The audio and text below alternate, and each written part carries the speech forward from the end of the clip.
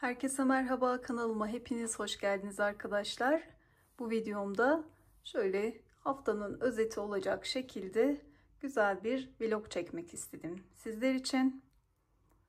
Bu hafta bu güzel hırkaları örüyorum. Daha önce yapımını kanalımda anlattığım bir model. Üzerinde çiçekler ve yaprak işlemeleri var. Video sonuna ekleyeceğim. Tıklayıp baştan sona anlatımına ulaşabilir. Siz de örebilirsiniz arkadaşlar. Benim ördüğüm model 0-6 aya uygun. Eğer siz de bu ölçülerde örmek isterseniz başlangıç sayılarını ve ölçülerini birazdan vereceğim. Şöyle kahvemi hazırladım. Hem sohbet edelim hem de örgüme devam edeyim. İpliğim Alize Baby Best. Renk numarasını da yine açıklama kısmına bırakırım. Şu an hatırlayamıyorum. 256 olabilir.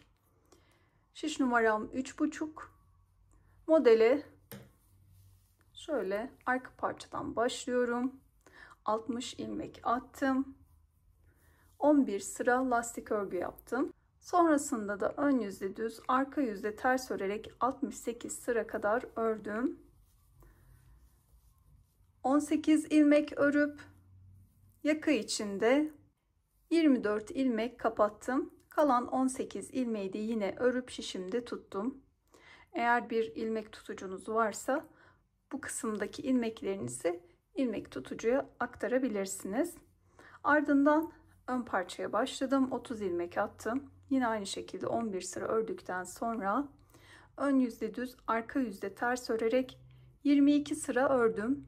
22 sıra sonrasında her ön yüzde ilk ilmeğimi örmeden aldıktan sonra 2 ilmeği birlikte örerek bir ilmek kestim bu kısımda. Ardından ilmeklerimi ördüm.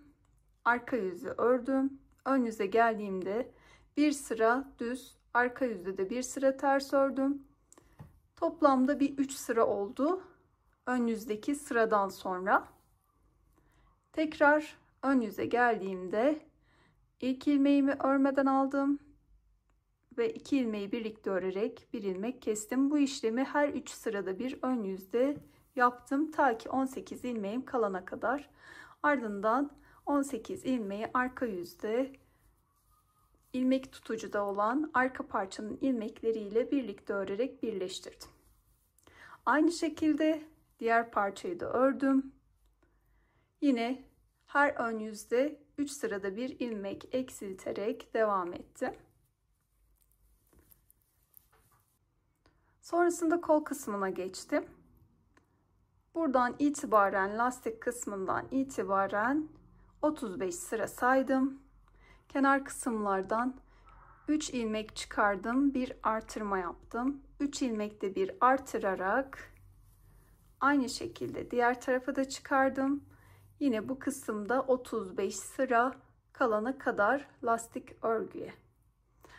Aynı şekilde çıkarmış olduğum ilmekleri toplamda 46 oldu. Buradaki sayıyı dilediğiniz gibi ayarlayabilirsiniz. Yalnız 46'dan eksik olmasın. Bu kez yani küçük dar bir kol elde edersiniz. Buradaki ilmeklerimde 40 sıra ördüm. Sonrasında 10 sıra lastik örgü yaptım. İlmeklerini kapattım. Arka yüzde hem kolun hem bedenin birleştirmesini yapıp tamamladım.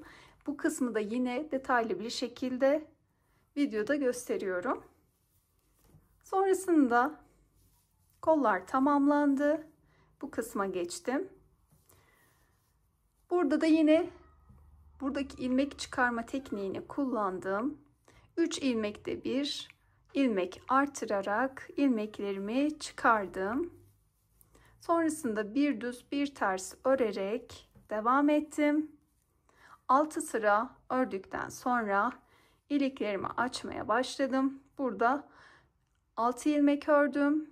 Bir kestim, bir doladım. Sonrasında arada 9 ilmek var. Yine bir kesip bir doladım. 9 ilmek, bir kesip bir doladım. 3 tane düğme iliği açtım. Bunun ardından bir 4 sıra daha örüp ön yüzde ilmeklerimi kapatıyor olacağım ve hırkam tamamlanmış olacak. Bu arada örgüme devam edeyim. Şöyle her zaman ben sıra başlarında ilk ilmeğimi örmeden alıyorum. Düz ilmeğimi ördüm. Lastik örgünün bu şekilde durması için bir püf noktası var. Onu göstermek istiyorum ve genelde daha doğrusu çoğunlukla da bu tekniği kullanıyorum. Daha hoş duruyor. Gördüğünüz gibi düz ilmekler daha düzgün. Şöyle bakın. Ters ilmeğimi ördüm. Düz ilmeğimi geçiriyorum. Şöyle alttan ipimi alıyorum. Ters ilmeğimi ördüm. Düz ilmekleri hep bu şekilde alıyorum. Ters ilmeği ördüm. Hani kimisi böyle üstten alır. Ben bu şekilde aldığımda buradaki lastik örgü hem sıkı olmuyor hem düzgün duruyor.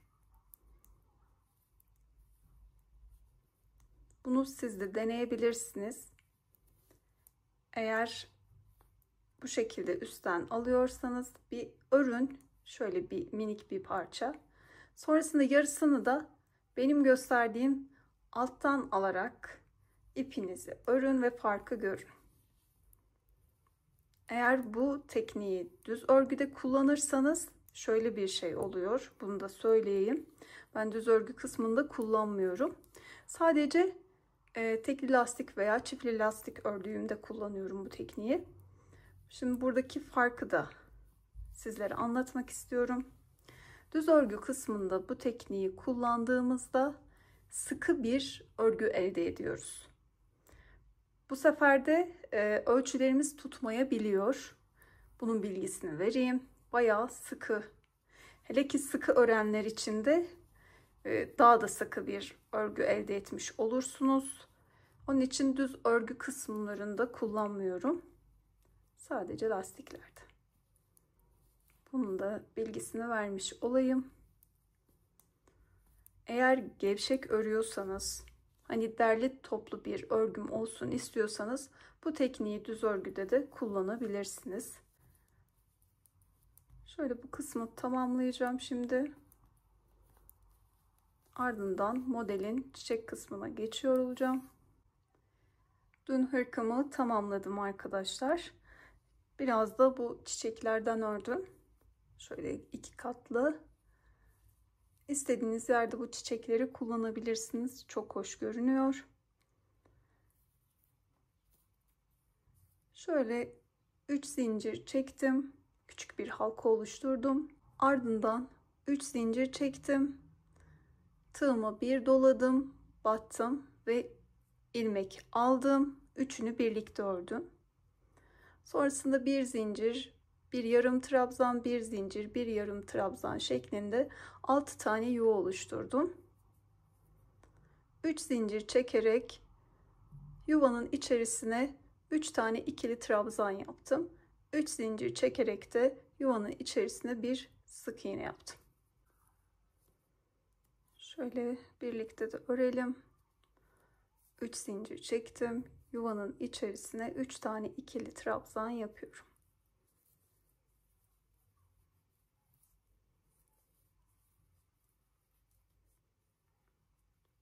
Üç zincir, aynı içerisine bir sık iğne.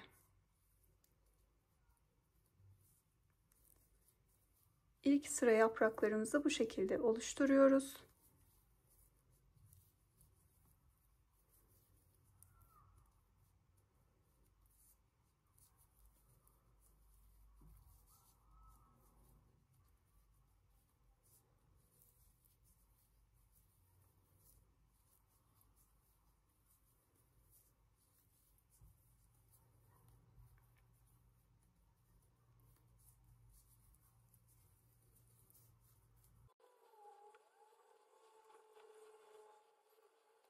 Yaprakların ilk sırasını tamamladım. Şöyle bakın.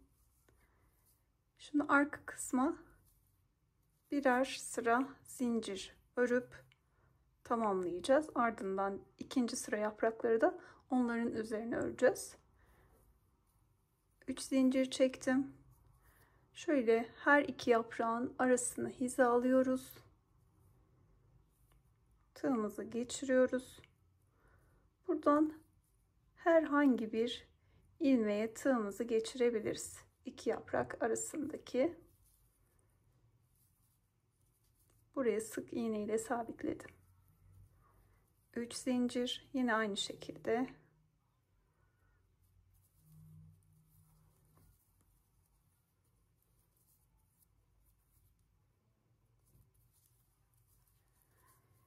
Sizler neler yapıyorsunuz, neler örüyorsunuz? Yorum kısmına yazın lütfen.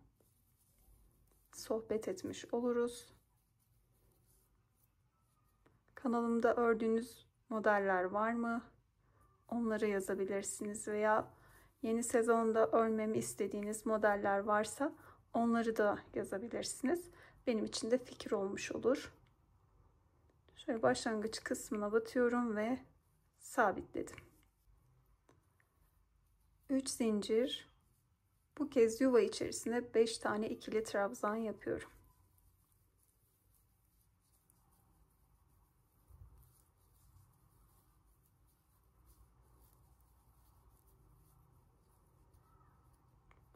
Üç zincir ve aynı yuva içerisine bir sık iğne. Buradaki yaprağın aynı işlemini burada da tekrarlıyoruz.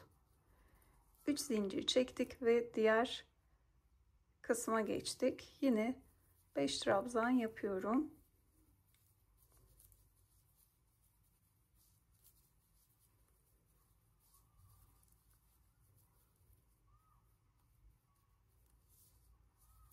Bu çiçeğin mantığı bu şekilde.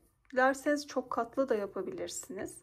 Bu sıra bittikten sonra aynı burada yaptığımız gibi yine zincir çekerek ara kısımlardan birkaç sıra daha örebilirsiniz. Sadece her sırada 2 trabzan fazla yapmanız gerekli ki çiçeğiniz büyüsün.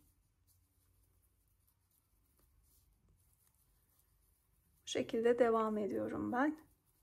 Instagram'dan beni takip eden arkadaşlar var mı? Çok merak ediyorum. Bazen YouTube'da takip eden, Instagram'da takip etmiyor ya da kullanmıyor Instagram. Takip eden varsa yazarsa sevinirim. Orada günlük neler yaptığımı da aslında storylerde paylaşıyorum. Açıklama kısmına linkini bırakacağım. Tıklayıp Instagram'dan da beni takip edebilirsiniz arkadaşlar.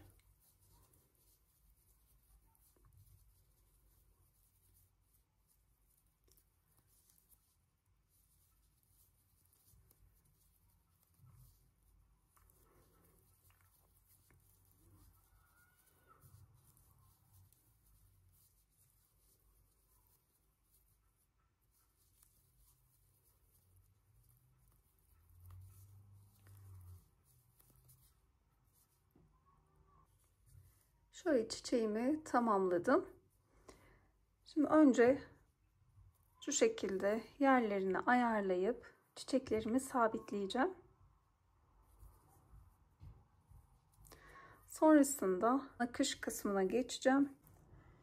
Çiçekleri sabitledikten sonra yaprak işlemelerini yapıp hırkaları tamamladım. Videonun başında belirttiğim gibi baştan sona anlatımını daha önce kanalımda yapmıştım.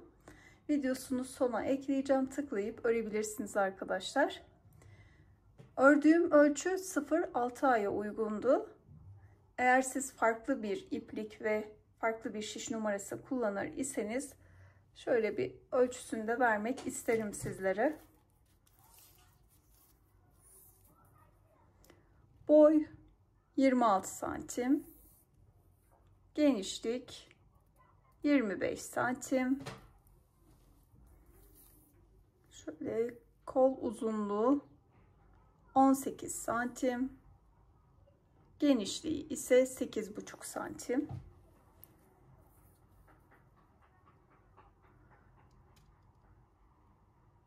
Lastik kısım 4 santim.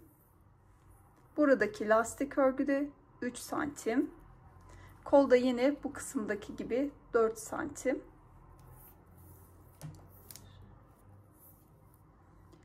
Kol altından uç kısma kadar 16 santim. Ölçüler bu şekilde arkadaşlar. Umarım yardımcı olmuştur. Aklınıza takılan kısımlar olursa da yorum kısmında belirtin lütfen. Beni izlediğiniz için teşekkür ederim. Videomu beğenip kanalıma abone olmayı unutmayın lütfen. Bir sonraki videoda görüşene dek sevgiyle kalın.